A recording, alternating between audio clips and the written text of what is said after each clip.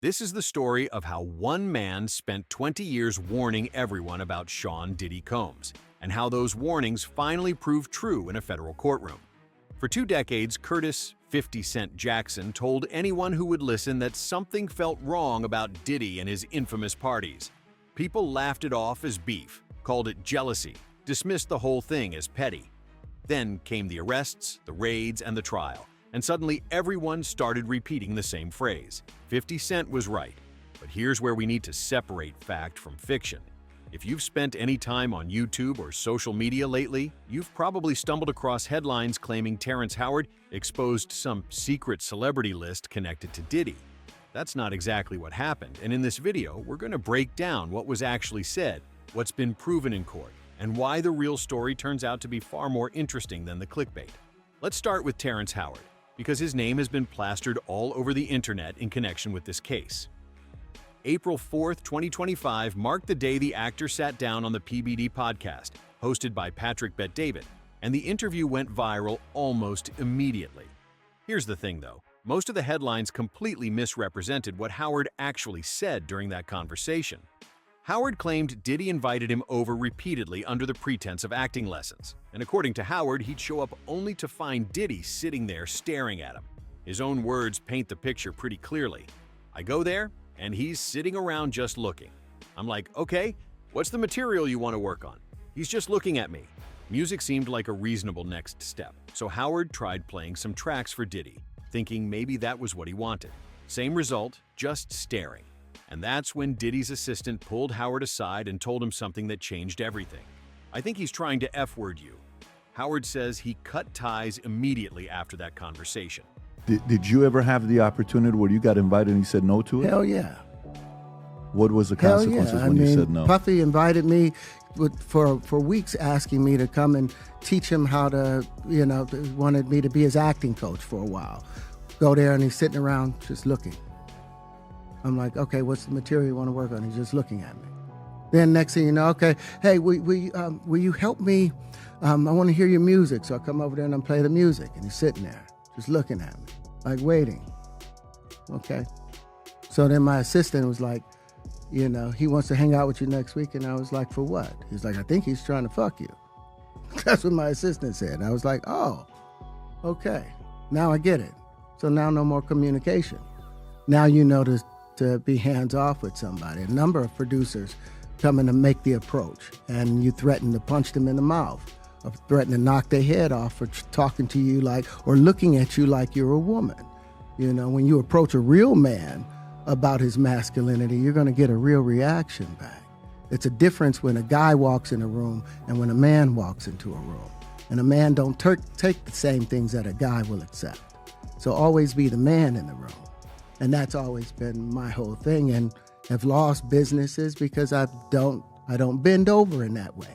I don't compromise. I don't play gay roles. I don't kiss a man. I don't do that shit because the man card means everything. The actor also made broader claims about Hollywood during the interview, stating that a number of producers come in and make the approach, and you threaten to punch them in the mouth. This kind of behavior, he suggested, wasn't unique to Diddy at all. Sharp words followed for people who attended Diddy's parties. "When you give up your manhood, I've never seen somebody recover from it." That was all the people that went to the Puffy parties. But here's the critical distinction that most content creators keep ignoring. Terrence Howard did not reveal a secret celebrity list, named no specific individuals, and made no accusations of criminal wrongdoing. TMZ, who covered the story extensively, explicitly noted that Howard didn't accuse Diddy of any wrongdoing. Those viral posts claiming Howard exposed names pull from low-quality clickbait sources, and the primary interview doesn't support those claims at all. Diddy's representatives, for the record, did not respond to media requests for comment on Howard's specific allegations. If Terrence Howard didn't expose some secret list, why is everyone suddenly saying 50 Cent was right? 20 years of publicly criticizing Diddy and avoiding his social circles, that's why. What people once dismissed as petty feuding now looks a whole lot like early warning signs that everyone should have taken seriously. One specific encounter seems to trace back to the origin of their conflict. January 2018 brought an interview on The Breakfast Club, where 50 told his story.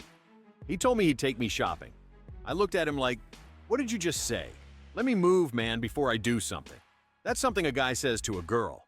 Years of jokes and mockery from 50 followed that comment. His July 2024 cover story for The Hollywood Reporter explained why that moment stuck with him. I've been very vocal about not going to puffy parties. It's just an uncomfortable energy connected to it. You and Puff haven't liked each other business-wise for a long time. Well, that's why. It's only business. It was really... Away from that, I explained why I didn't hang out with him. Right? Because it's a little fluffy stuff going on. It's not your scene. It's not my style. Not your scene. They hug you from the front and the back at the same time. I got uncomfortable with him because the way he was acting to try and get me to hang out with him was like, yo, I'll take you shopping. Like, and I'm like, what you mean? Like, that's something you say to a woman you're attracted to, maybe. Right. It's just weird, bro. Like, and now you start to see a lot of the weird stuff that was there. It looks like it all lines up, don't it? It was not in the closet. It was in front of you, and you wasn't seeing it because you see the beards, or you see the girls. So you didn't look at them the way it actually is to a degree. When I say people respond, how people respond to things matter. Like the internet will take to it and just go off with it. Meek responds being the uncomfortability. He goes, yo, nah, I spend $100,000 to find out why my name is in this like this. And it's in it only because he's uncomfortable. The shopping offer he described as a potential tester to see if he was willing to play. And 50 didn't say any of this just once. He repeated it for years. Back in 2006, a track called The Bomb featured him rapping about the notorious B.I.G. murder with these words. Who shot Biggie Smalls? Man, Puffy know who hit that. That same 2018 Breakfast Club interview included another jab. When he says things, he doesn't even know what he's saying is, like, fruity. March 2024 changed everything when federal agents raided Diddy's properties in Los Angeles, Miami, and New York. That same day, 50 posted on Instagram. I've been telling y'all about all this weird stuff. I don't do no puffy parties. A follow-up appeared on X, formerly Twitter. Now it's not Diddy do it, it's Diddy done. They don't come like that unless they got a case. He wasn't wrong about any of it. Nah, but you got close when he offered to take you shopping. Yeah, you see, now Meek is in the same shirt. He's out there in the same shirt. This is not Photoshop. Shit. This is Stop it, man. You set that up. Look, obviously was not offended by what I was offended by. Guys may say to a girl, you know, like, let me take a shot. See? Damn. They found it that quick. What do you think is happening in the middle? I don't know what is going on there. Because it was like, he was like, yo, you hot now. Now we got to hang out now. Like, you know, like hang out. Yeah. He said, I don't know, man. I take you shopping and I get you some fly shit and you can give me the hood shit. And I was looking and I was like, let me just move away from him because I'm going to mess up the way. Certain things, they let it go by because it's Puff. He wasn't like in the closet. He was like in the hallway. All these years, you being the only one calling this out. I look like I've been the crazy guy for a long time. They said you're a hater. They said you're crazy. You're do this, and now everybody's complaining. My ass is hurting. 50 Cent didn't just talk. He put his money where his mouth was. May 2024 brought a massive bidding war that Netflix won for a documentary about the Diddy allegations, and the executive producer behind the project turned out to be Curtis 50 Cent Jackson himself. 4 parts, that's how long the series Sean Combs' The Reckoning runs, directed by Emmy winner Alexandria Stapleton, and dropped on Netflix on December 2nd, 2025. Good Morning America featured 50 the day before the release to explain why he made it. If I didn't say anything, you would interpret it as hip-hop is fine with his behaviors. There's no one else being vocal. He also announced that proceeds from the documentary would go to victims of sexual misconduct allegations. Diddy's team pushed back hard, with Representative Judah Engelmeyer calling it a shameful hit piece by a longtime public adversary who has a personal vendetta. None of that pushback mattered much by the time the documentary aired because Diddy was already behind bars and the case against him had played out in federal court for all the world to see. November 2023, that's when everything started to unravel. Cassie Ventura, Diddy's former girlfriend, filed a lawsuit against him on November 16th under New York's Adult Survivors Act. The lawsuit alleged rape, sex trafficking, and physical abuse during their relationship, which stretched from 2007 to 2018. 19 years old when it started, 31 when it ended. Settlement came the very next day, and during her testimony at Diddy's federal trial in May 2025, Ventura revealed exactly how much: $20 million. That settlement didn't make the story go away, not even close. CNN published surveillance footage on May 17, 2024, recorded at the Intercontinental Hotel in Century City, Los Angeles back in March 2016. What the video showed remains difficult to watch even now. Combs, wearing only a towel, chases Ventura into a hallway, grabs her by the neck, throws her to the floor, kicks her twice while she lies there, then drags her back toward a room. 2 days after that video went public, Diddy posted his only public acknowledgement. "My behavior on that video is inexcusable. I take full responsibility for my actions in that video." That admission became a turning point because it corroborated allegations he had previously denied, and it opened the floodgates for everything that followed. September 16, 2024 brought Homeland Security agents to the Park Hyatt Hotel in Manhattan, where they arrested Sean Combs at age 55. The indictment unsealed the following day contained disturbing details about what prosecutors called freak-offs, allegedly multi-day drug-fueled sex performances where Combs coerced victims and paid male sex workers to participate while directing and recording the sessions. Federal agents raiding his properties in March 2024 found evidence backing up these claims, including over 1,000 bottles of baby oil and lubricant, narcotics like ketamine, ecstasy, and GHB, plus 3 AR-15 rifles with defaced serial numbers. Bail was denied, and Combs remained in federal custody while awaiting trial. May 5, 2025 marked the start of the trial, which concluded on July 2 with a mixed verdict. Racketeering conspiracy, which carried a potential life sentence, resulted in a not guilty verdict. 2 separate counts of sex trafficking, each also carrying potential life sentences, both came back not guilty as well. But 2 counts of transportation for prostitution under the Mann Act, each carrying up to 10 years, both resulted in guilty verdicts. October 3, 2025 brought sentencing, 50 months in prison, which works out to 4 years and 2 months, along with a $500,000 fine and 5 years of supervised release after prison. Combs addressed the court at his sentencing with these words, "My actions were disgusting, shameful, and sick. I have been humbled and broken down to my core." Federal Correctional Institution Fort Dix in New Jersey became his home as of October 30, 2025, with a projected release date of June 4, 2028. An appeal challenging his conviction has been filed, with oral arguments potentially happening as early as April 2026. Reports indicate President Trump confirmed in October 2025 that Combs requested a presidential pardon, though no decision has been announced.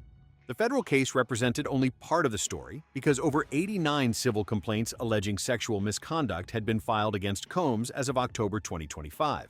120 individuals, that's how many Houston attorney Tony Busby announced he represents in October 2024. And here's the part that's hard to hear.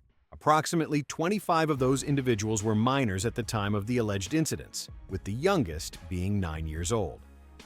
Dawn Richard from Danity Kane filed her lawsuit in September 2024, seeking more than $30 million, alleging sexual battery and claiming she witnessed Combs assault Cassie Ventura multiple times. February 2024 brought a lawsuit from producer Rodney Lil Rod Jones, alleging repeated sexual assault during album production. Joy Dickerson-Neal's allegations date back to 1991, when she claims she was drugged and assaulted while studying at Syracuse University. Multiple other lawsuits involve anonymous minors, with alleged victims as young as 9, 10, 13, 16, and 17 years old. Combs' defense team has called the civil allegations baseless, fabricated, and money grabs, and after his acquittal on the trafficking and racketeering charges, his attorneys released this statement. Mr. Combs' trial and acquittal proves what we have been saying all along. Mr. Combs never sexually assaulted or trafficked anyone. The civil cases continue working their way through the courts. Now let's address the elephant in the room, the so-called secret relationship list flooding social media. No verified secret list exists, and here's the truth about where this narrative comes from. Several unrelated facts have been twisted together online to create this story. Names appearing in legal filings represent co-defendants and witnesses mentioned in lawsuits as part of public court records, not a secret list, just how the legal system operates. Trial testimony mentioned some celebrities like Usher, Kid Cudi, and Neo as witnesses to events or people present at gatherings, but being mentioned as present differs completely from being accused of participating in alleged crimes. Terrence Howard's interview, despite the viral headlines, included no specific celebrity names whatsoever. Social media speculation accounts for the rest, with unverified lists naming people like Jay-Z, Leonardo DiCaprio, and others circulating online with zero connection to actual legal proceedings. One lawsuit naming Jay-Z, filed in December 2024, was withdrawn in February 2025 after the accuser admitted inconsistencies, and the case was dismissed with prejudice. When you see those videos claiming someone exposed a secret list, ask where the primary source is, because tracing it back usually reveals there isn't one. Where does all of this leave us? Sean Combs sits in a federal prison in New Jersey right now, convicted on 2 counts under the Mann Act, serving a 50-month sentence with a projected release date in June 2028. Dozens of civil lawsuits remain pending against him. $20 million?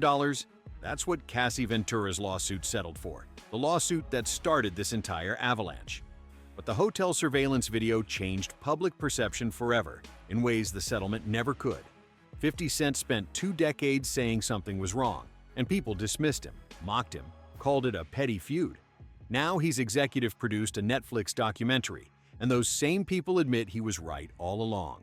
Terrence Howard shared his personal experience on a podcast. It went viral, but what he actually said turns out to be far more limited than the clickbait suggests.